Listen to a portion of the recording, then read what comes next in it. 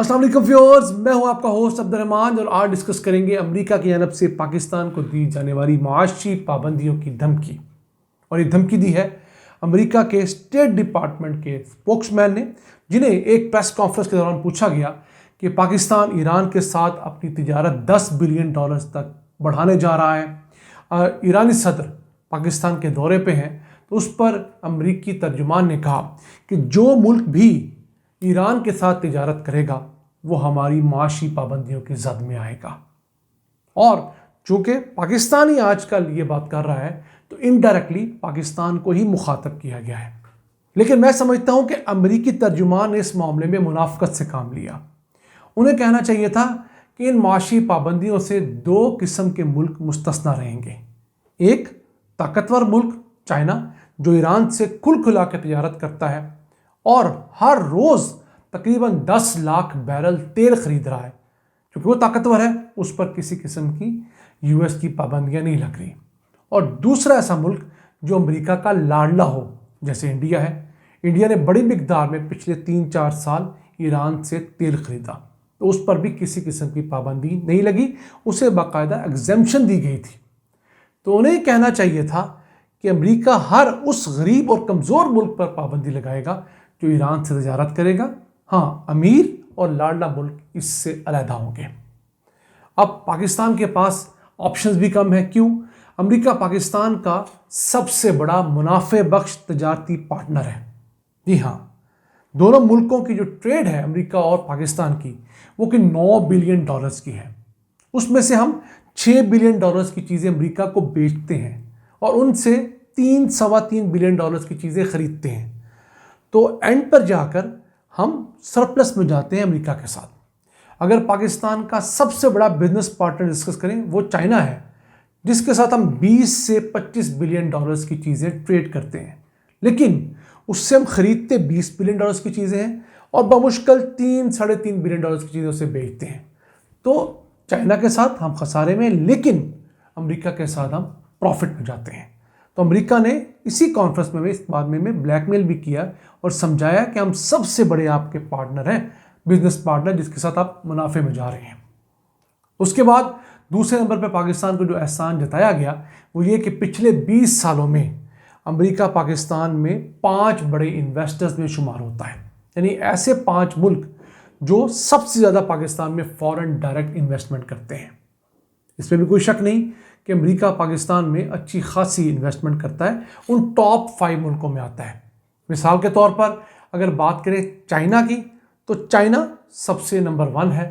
اسی سال کی بات کریں، جولائی سے لے کر مارچ 2024 تک کی 9 ماہ کے دوران چائنا نے پاکستان میں $262 ملین کی سرمایہ کاری کی ہے. دوسرے نمبر پہ آتا ہے ہانگ کانگ، جس نے $264 ملین کی سرمایہ کاری کی ہے. تیسرے نمبر پہ آتا ہے UK، جس نے $196 ملین کی سرمایہ کاری کی ہے. اور چوتھے نمبر پہ آتا ہے امریکہ، جو $100 ملین کی سرمایہ کاری پاکستان میں کر چکا ہے. یہ صرف اس سال کے 9 ماہ کے اعداد و شمار ہے. تو چوتھا بڑا انویسٹر تو ہوا، تو وہ بھی یہ سنا رہا ہے کہ ہم آپ کے پاس انویسٹمنٹ بھی کرتے ہیں. آلدو ہماری انویسٹمنٹ ٹوٹل جو ہے وہ نہ ہونے کے برابر ہے. ہم نے 9 ماہ میں صرف $1 بلین کی فورن ڈائریکٹ انویسٹمنٹ لی ہے. ہمارا ہمسایہ اس وقت تقریباً $60 بلین سے زیادہ کی انویسٹمنٹ لے چکا ہے. میں انڈیا کی بات کر رہا ہوں، ہم سے 60 گنا زیادہ. اس کے بعد پاکستان کو ایک اور جگہ بھی امریکہ کی بڑی اشد ضرورت ہے، وہ ہے ریمیٹنسز میں. امریکہ کے اندر کچھ 7 لاکھ پاکستانی مقیم ہیں، اوورسیز پاکستانی، اور انہی کی وجہ سے امریکہ چوتھا ایسا ملک ہے جو سب سے زیادہ پاکستان میں ریمیٹنسز بھیجتا ہے.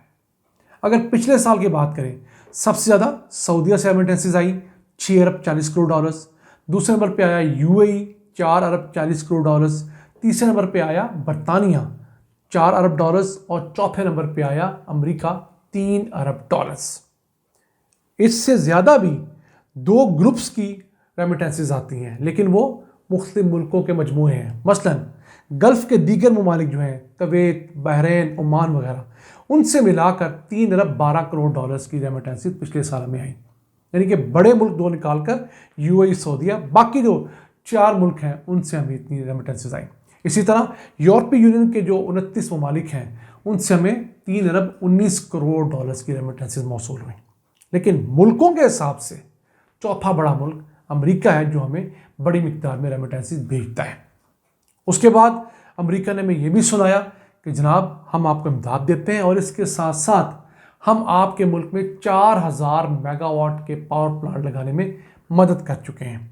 अब इस बात पर मुझे डाउट है, 4000 तो नहीं, कुछ 100 मेगावाट के प्रोजेक्ट्स हम कह सकते हैं। मसलन मंगला डैम के अंदर अब जो नई टरबाइन्स लग रही हैं, जिस पर हमने डिटेल वीडियो की, स्क्रीन पर आप उसका थंबनेल देख सकते हैं, उसके लिए 150 मिलियन डॉलर्स की ग्रांट जो है वो अमेरिका दे रहा है। लेकिन उससे सिर्फ 310 मेगावाट ऐड होगा, और जितनी ग्रांट अमेरिका दे रहा है उससे ज़्यादा पैसे तो पाकिस्तान खुद डाल रहा है इस प्रोजेक्ट के अंदर।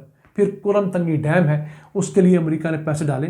तो इस तरह के मुख्तलिफ छोटे छोटे मनसूबे हैं जहाँ पर अमेरिका ने ज़रूर पाकिस्तान को ग्रांट दी, लेकिन 4000 मेगावाट बिजली के मनसूबों का मैं तो कहीं से वेरीफाई नहीं कर सका। अब इसके साथ साथ 80 के करीब मल्टीनेशनल कंपनी ऐसी हैं जो अमेरिकन बेस्ड हैं और वो पाकिस्तान के अंदर प्रॉपर बिजनेस कर रही हैं, वो भी पाकिस्तान को सुनाया गया है। लेकिन इन तमाम चीज़ों के साथ साथ पाकिस्तान के ऊपर जो अमेरिका ने जुल्म किए उसका कहीं जिक्र नहीं है। कैसे? दहशतगर्दी के खिलाफ जंग के अंदर पाकिस्तान को 152 बिलियन डॉलर्स का लॉस हो चुका है। यानी कि अमेरिकी हलीफ बनने की सूरत में हमें 152 बिलियन डॉलर्स लूज़ करने पड़े हैं। टूरिज़्म यहाँ पर नहीं हुआ, इंडस्ट्री यहाँ पर नहीं आई, फॉरेन डायरेक्ट इन्वेस्टमेंट यहाँ पर नहीं आई। ये तमाम वजूहात की वजह से जो हमारे यहाँ गुर्बत, महंगाई, बेरोज़गारी बढ़ी, उसके ज़िम्मेदार कौन है? अमेरिका है। लेकिन अमेरिका को अपने पैसे याद हैं।